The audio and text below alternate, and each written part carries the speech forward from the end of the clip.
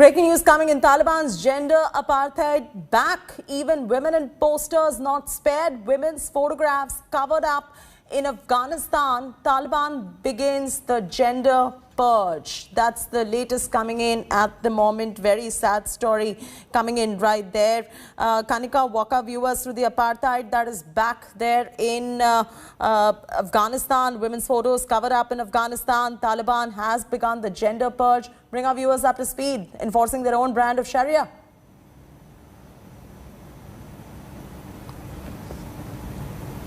Hello? Kanika, can you hear me? I can. Oh, yes, sorry. Yes, please. Can you repeat the question? Your voice was breaking. I'm saying we're talking about Taliban's gender apartheid back, women in posters not being spared out there, and the censorship on gender in this Taliban fashion. If you could just bring our viewers up to speed how it is back.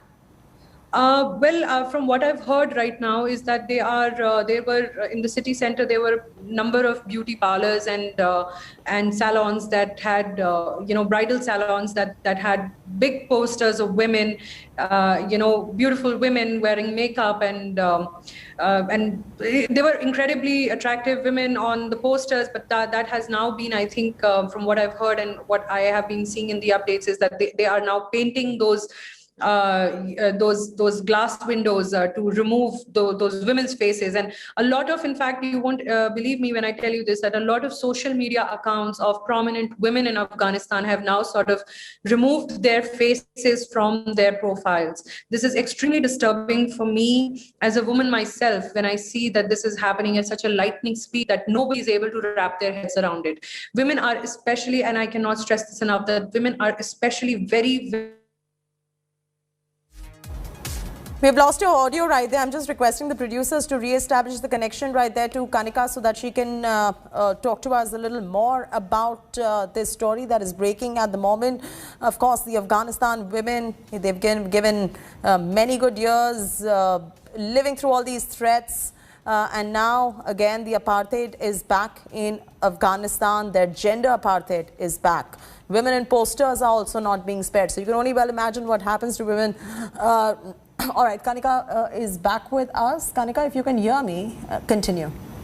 Yes. So I was saying that there's a lot of tension amongst women, and a lot of them have removed their faces from their social media profiles just so that they can go into hiding and sort of not reveal their identity to the world. They had been very active in the public spaces until a few days ago, not even years, not even months, until a few days ago. They were very active and very actively campaigning for women's rights while Taliban was taking territory after territory. But this has been a very, very disturbing development lately, that women have now completely gone into hiding.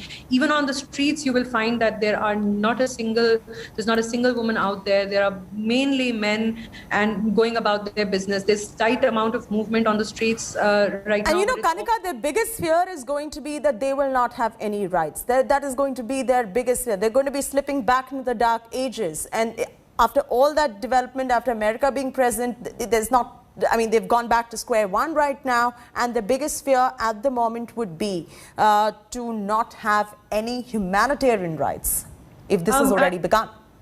So there has been, constant reassurances from the Taliban spokesperson that it's not the same the way they were before. How can one trust what Taliban says?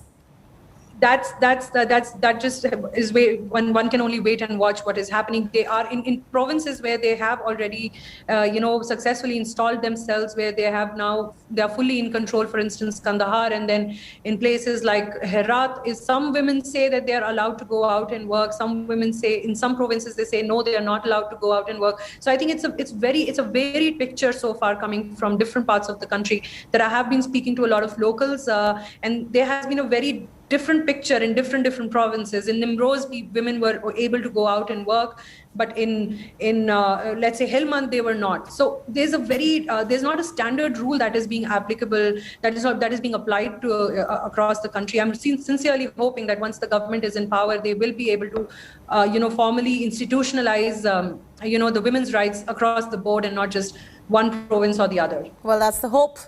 Thanks, Kanika, for getting us up to speed with the very latest on this particular story. Stay on with us right there, Kanika.